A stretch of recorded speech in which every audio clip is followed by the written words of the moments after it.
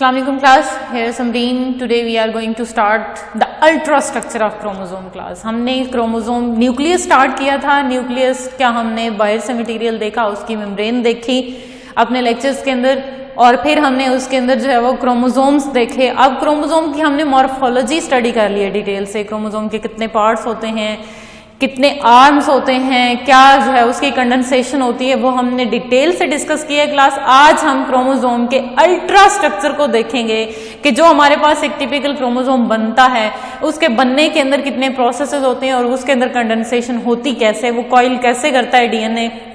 आज इन सारे क्वेश्चंस का आंसर हम देख लेते हैं. तो क्लास सबसे पहले आपके पास जो क्रोमोसोम होता है, मैंने आपको स्टार्ट में बोला था कि क्रोमोसोम को हम जब भी काउंट करते हैं, क्रोमोसोम को नंबर देखते हैं, तो हम उसके सेंट्रोमेयर के बेस पे बोलते हैं. जो एक टिपिकल जो क्रोमोसोम होता है आपके पास वो इस स्ट्रक्चर का बनता है जिसको हम बोलते हैं मेटाफेज क्रोमोसोम. आपको अल्ट्रा स्ट्रक्चर दिखाना है तो जब अभी स्टार्ट में हमारे पास आपके पास एक सेल है, सेल के अंदर न्यूक्लियस होता है, और न्यूक्लियस के अंदर जब हमने देखा था जो फ्लूइड होता है तो उसके अंदर इस तरह का थ्रेड लाइक स्ट्रक्चर जो है वो आपको मिलते हैं. ये जो थ्रेड लाइक स्ट्रक्चर है इसको हमने एक स्पेसिफिक नाम दिया था जिसको हम बोलते हैं क्रोमेटिन. ठीक है, क्रोमेटिन मटेरियल. क्रोमेटिन मटेरियल के अंदर क्या होता है, डीएनए प्लस प्रोटीन्स. अब ये जो डीएनए और प्रोटीन है, ये जो थ्रेड लाइक स्ट्रक्चर है, जब सेल ने डिवाइड करना है, डिवीजन टाइम सेल क्या करता है कि अपना ये जो इसके थ्रेड्स हैं इनको वो कंडेंस करता है. कंडेंसेशन का मतलब ये होता है क्लास कि सबसे पहले उसने कॉइलिंग शुरू करनी है. वो कॉइलिंग कैसे होती है वो आज हम देखते हैं. तो आपके पास जो थ्रेड लाइक स्ट्रक्चर होगा वो कुछ यूं होगा कि जो सिंपल, फॉर एग्जाम्पल ये आपके पास एक डीएनए पड़ा हुआ है, डीएनए डबल हेलिक्स होता है, ये एक डीएनए का स्ट्रैंड है. इस डीएनए के स्ट्रैंड को आपने कॉइल करना है ताकि सेल के अंदर जब वो सेल में डिवाइड हो रहा है तो डीएनए इक्वली डिवाइड हो. यानी दो सेल जो बन रहे हैं दोनों के अंदर अगर डीएनए जा रहा है, लेट्स सपोज 5% हम कह सकते हैं कि डीएनए ने 10% है तो 5 इक्वली डिवाइड हो. लेकिन क्या हुआ कि जब ये डिवाइड होना है तो उसके लिए हमें इसको प्रॉपर स्ट्रक्चर बनाना होगा. अदरवाइज अगर हम इस थ्रेड को हाफ ऑफ करेंगे तो हो सकता है एक सेल में ये इतना चला जाए, दूसरे सेल में वो ज्यादा चला जाए, तो उसकी जो परसेंटेज है वो फिर अप एंड डाउन हो जाएगी. तो ये जो डीएनए है आपके पास सिंपल, इसके अंदर क्या होता है कि हम चाहते हैं कि इसके अंदर डिवीजन प्रॉपर तरीके से हो. तो सबसे पहले इस थ्रेड को, इस धागे को हमने एक स्ट्रक्चर के ऊपर लपेटना है. ठीक है, वो स्ट्रक्चर आपके पास क्या होगा, वो होती हैं प्रोटीन्स जिनके ऊपर हम लपेटते हैं. तो जो आपके पास यहाँ पे मैंने बोला कि क्रोमेटिन मटेरियल क्या होता है, डीएनए प्लस प्रोटीन्स होती हैं. तो जो प्रोटीन्स आपके पास डीएनए के अंदर लिपटी होंगी, डीएनए उनके ऊपर लिपटा होगा, उन प्रोटीन्स को आप बोलते हैं हिस्टोन्स. ठीक है जी, हिस्टोन्स प्रोटीन आपके पास ऐसी प्रोटीन्स हैं जिनके ऊपर डीएनए जैसे नलकी के ऊपर धागा लिपटा होता है, वैसे आपके पास जो है वो डीएनए इन हिस्टोन्स के ऊपर लपेट दिया जाता है. जब अब हिस्टोन्स प्रोटीन के अंदर जाके देखते हैं क्लास के ये कितने प्रोटीन्स होती हैं, हम प्रोटीन्स बोलते हैं, ढेर सारी होती हैं. तो हिस्टोन प्रोटीन्स के अंदर 4 टाइप की प्रोटीन्स प्रेजेंट होंगी जिनको हम नाम देते हैं H2A, H2B, H3 and H4. Total कितनी प्रोटीन होगी, 4. लेकिन ये 4 प्रोटीन 2 यूनिट्स की फॉर्म में होती हैं. टोटल कितनी हो जाएंगी, टोटल यूनिट कितने हो जाएंगे, 4 + 4 = 8. जब आप टाइप की बात करते हैं हिस्टोन की तो 4 टाइप्स की हिस्टोन्स होती हैं. यानी उसमें H2A डबल होगा, H2B डबल होगा, H3 भी डबल होगा और H4 भी डबल होगा. तो इन सब का क्या होगा कि आपके पास जो स्ट्रक्चर स्पेशली बनेगा, 1 यूनिट, 2, 3 और ये 4, और 4 इसके पीछे, यानी एक 4 की टायर ये है तो 4 प्रोटीन ऐसे होती हैं. तो टोटल आपके पास क्या होगा, ऑक्टामर. ऑक्टामर ऑफ हिस्टोन्स बनता है जिसके ऊपर डीएनए ने कॉइल होना है. जब डीएनए आपके पास इस स्ट्रक्चर में कॉइल हो जाएगा तो हम उस स्ट्रक्चर को बोलते हैं न्यूक्लियोसोम. ठीक है, एक ऐसी बॉडी जो न्यूक्लियस के अंदर बन रही है जो न्यूक्लियर मटेरियल को लपेट के बनाई जा रही है, उस बॉडी को आप क्या बोलते हैं? न्यूक्लियोसोम। ये बनेगा कैसे? अब आप देखो इधर, लेट्स सपोज आपके पास ये एक डीएनए है, इसने कर्ल किया, अपने आप के 2 राउंड दिए, यहां पे इसने डबल राउंड किया, ये वो हिस्टोन प्रोटीन है जिनके ऊपर ये राउंड ले रहा है। यहां से इसने डबल राउंड लिया, डबल राउंड लेने के बाद एक और हिस्टोन प्रोटीन के ऊपर इसने फिर डबल राउंड लिया, डबल राउंड लेने के बाद फिर ये एक और हिस्टोन प्रोटीन के ऊपर डबल राउंड लेगा। ये इस तरह से कॉइल होता है क्लास, समझ आ रही है? ये जो दरमियान में आपको यहाँ पे मैंने डॉटेड स्ट्रक्चर दिखाया है, दिस वन इज हिस्टोन। और हिस्टोन के कितने यूनिट्स होंगे?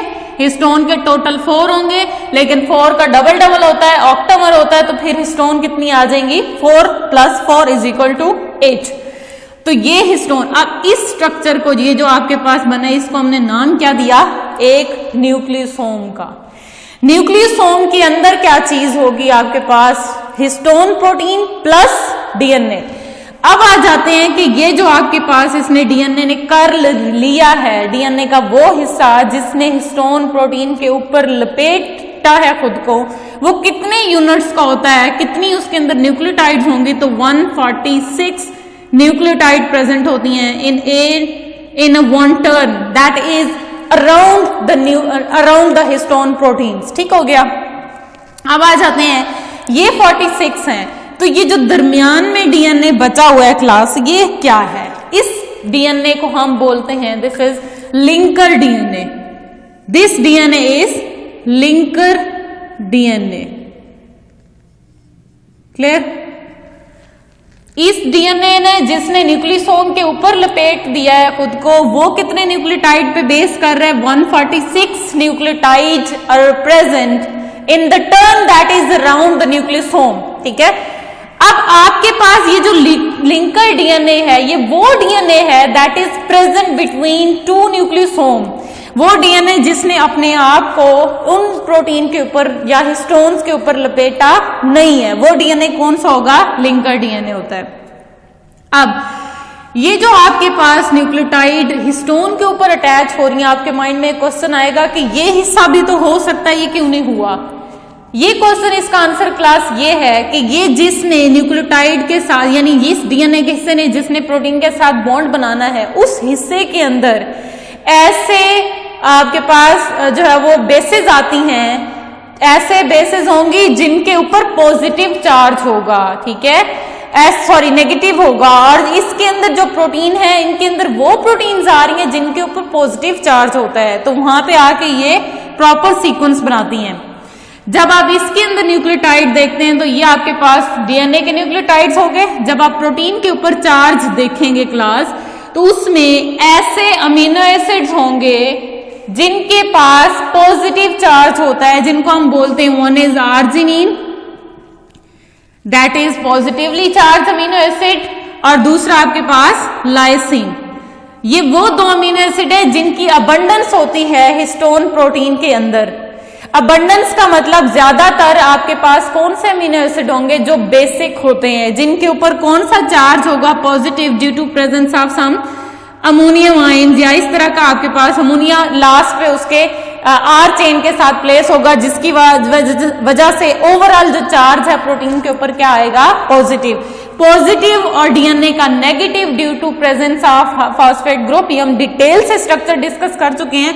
फॉस्फेट ग्रुप प्रेजेंट होता है, इसलिए डीएनए पे नेगेटिव चार्ज होगा, और नेगेटिव पॉजिटिव एक दूसरे को अट्रैक्ट करते हैं। That's why the DNA coiled around a histone that makes a structure that is known as nucleosome. अब आ जाती हैं आपके पास, यहां तक आप ये देखें कि ये जो स्ट्रक्चर हमने बनाया, इसने अपने आप को कंडेंस किया। कंडेंसेशन के बाद आपके पास ये एक स्ट्रक्चर बना जिसको हम बोलते हैं सोलेनाइड। सोलेनाइड क्या होगा कि आपके पास जो हिस्टोन प्रोटीन ने न्यूक्लियोसोम बनाया है डीएनए के साथ, उन न्यूक्लियोसोम का मजीद कंडेंस कर दो, मजीद कॉइल कर दो। जब आप उनको कॉइल करेंगे तो जो एक एक बीड आपको डिस्टेंस पे नजर आ रहा है, वो बीड आपके पास सारे के सारे क्लोज हो जाएंगे। जब वो बीड क्लोज होंगे तो क्या होगा कि जो एक स्ट्रक्चर, बाल लाइक स्ट्रक्चर आपको एक जगह पे नजर आएगा, वो आप क्या बोलते हैं? This is solenoid. ठीक? लिंकर प्रोटीन क्या होती है? लिंकर प्रोटीन, जैसे आपके पास ये हमने 4 हिस्टोन बोली थी, 4 हिस्टोन के साथ टोटल एक और हिस्टोन भी होती है जिसको हम लिंकर प्रोटीन बोलते हैं, और लिंकर प्रोटीन हम नेम क्या देंगे? H1, ठीक है। और लिंकर प्रोटीन क्यों जरूरी है? वो इसलिए कि जब इसने इसके ऊपर कॉइल होना है तो इसकी कॉइलिंग को फिक्स करने के लिए, ताकि दोबारा से जो एक रैप हुआ है वो खुले नहीं, ओपन अप ना हो, इसलिए यहाँ पे एक प्रोटीन प्रेजेंट होती है जिसको आप बोलते हैं linker protein, that is involve in the binding of nucleosome. यानी जो स्ट्रक्चर एक बना है डीएनए के साथ, वो स्ट्रक्चर उसके साथ उसी तरह प्रेजेंट है, उसको अनवाइंड ना हो या ओपन अप ना हो, तो इस वजह से वहां पे एक प्रोटीन रखी जाती है, that is the 5th number of histone, that is known as H1। उसके बाद क्लास लूप डोमेन क्या होता है? ये जो आपके पास सोलेनाइड बना है, इस सोलेनाइड ने अपने आप को कंडेंस करना और एक लूप लाइक स्ट्रक्चर बनाना है, एक तरफ उसने एक लूप बना लेना है। इस लूप को, जब ये लूप स्ट्रक्चर बनते हैं तो इसको हम बोलते हैं loop domains, loop structures. Solenoid पहले कैसे बना? पहले सिंपल क्रोमेटिन मटेरियल था, क्रोमेटिन मटेरियल ने अपने आप को कंडेंस किया, कंडेंसेशन के बाद उसने एक सोलेनाइड बनाया और सोलेनाइड ने फिर अपने आप को बल दिए, अपने आप को कंडेंस किया, तो एक स्ट्रक्चर बना जिसमें आपके पास कुछ लूप्स अपीयर होना शुरू हो गया, वो आपके पास क्या होगा? लूप डोमेन्स या लूप स्ट्रक्चर। इसके अलावा फर्दर आप जाते हैं तो मजीद कंडेंस हो गए। लूप्स को भी आप देखते हैं, ये एक लूप स्ट्रक्चर है जो आपको इस तरह का नजर आ रहा है, ये ऐसे करके, ये सारे स्ट्रक्चर ऐसे करके इसने लूप बना लिए, जितने सोलेनाइड थे वो सारे ऐसे करके इन्होंने एक दूसरे के ऊपर बल लिया। यहाँ पे आपको एक लाइन नजर आ रही है दरमियान में, ये वो लाइन है क्लास जिसके अंदर वो डीएनए होगा जिसने एक्सप्रेस नहीं होना। एक्सप्रेशन क्या होता है? एक्सप्रेशन का मतलब है कि जो आपके पास डीएनए का पीस है उससे आगे जाके प्रोटीन्स बनेगी, लेकिन वो डीएनए जिसने एक्सप्रेस नहीं होना, that means they are not involve in the formation of proteins. अब इस स्ट्रक्चर ने जो लूप डोमेन्स बन गई हैं, इन लूप डोमेन्स ने मजीद कॉइल होना है तो आपके पास इस तरह का स्ट्रक्चर जो है वो बनता है। ये जो स्ट्रक्चर आपको दिखाया जा रहा है ये ओपन अप करके दिखाया जा रहा है, लेकिन जब इसने कॉइल करना है तो ये आपके पास हेलिक्स स्ट्रक्चर होगा, ये उसका थोड़ा सा मजीद आपको कॉम्प्लेक्स स्ट्रक्चर बन जाएगा, इसमें मजीद कॉइलिंग आ जाएगी और कॉइलिंग इतनी स्ट्रॉन्ग हो जाएगी कि आपको दरमियान में स्पेस नजर नहीं आएगी। At the end you will reach and the formation of a chromosome, final structure that is metaphase chromosome। यहाँ पे आपको एक कंप्लीट स्ट्रक्चर नजर आ रहा है क्रोमोसोम का, जिसमें उसके पास जो है वो एक क्रोमोसोम है पूरा, उसके पास एक और अपना साथी प्रेजेंट है, एक पूरा फुल क्रोमोसोम आपको दिखाया, और इसको हम नाम देते थे मेटाफेज क्रोमोसोम का। क्यों? क्योंकि जब मेटाफेज आनी है या सेल डिवाइड करना है तो उसके साथ जो इसका पेयर बना था वो उसके साथ पेयर अप होके अपीयर होगा as single chromosome with single centromere. सबसे पहले जो क्रोमोसोम अभी डिवाइड नहीं हुआ था न्यूक्लियस के अंदर, उसका एक पार्ट था, इसने अपना दूसरा पार्ट बना लिया, तो दूसरा पार्ट जब बनाएगा तो इसने जो दूसरा पार्ट बनाया ये आपस में लिंक कर जाएंगे। फिर ये जब लिंक करेंगे, पहले वो 2 हिस्सों में था, अब वो एक ही क्रोमोसोम के तौर पे अपीयर होगा, और आपके पास इस क्रोमोसोम को विद सिस्टर क्रोमेटिड्स, हम उसको नाम देते हैं दिस इज मेटाफेज क्रोमोसोम। अब क्लास आपको एक चीज कि जो हमारे पास क्रोमेटिन मटेरियल होता है उसके 2 हिस्सों में हम उसको डिवाइड करते हैं, उसकी 2 टाइप्स होती हैं। एक वो डीएनए जिसने आगे जाके प्रोटीन्स बनानी है, वो होता है आपके पास you chromatin. True, you mean true, true chromatin का मतलब दैट एक्सप्रेस इनटू प्रोटीन्स, आगे जाके उसने प्रोटीन्स बनानी है, वो हिस्सा क्रोमोसोम का, वो हिस्सा डीएनए का जिसने आगे जाके क्रोमोसोम से प्रोटीन्स बनाना शुरू कर देनी है, प्रोटीन्स के अंदर फॉर्मेशन में इन्वॉल्व होना है, उसको आप बोलते हैं यू क्रोमेटिन। और एक होता है हेट्रोक्रोमेटिन। ये क्या चीज है? हेट्रो मीन होता है डिफरेंट, ठीक है, ऐसा हिस्सा क्रोमेटिन का, क्रोमेटिन मटेरियल का जिसने एक्सप्रेस नहीं होना।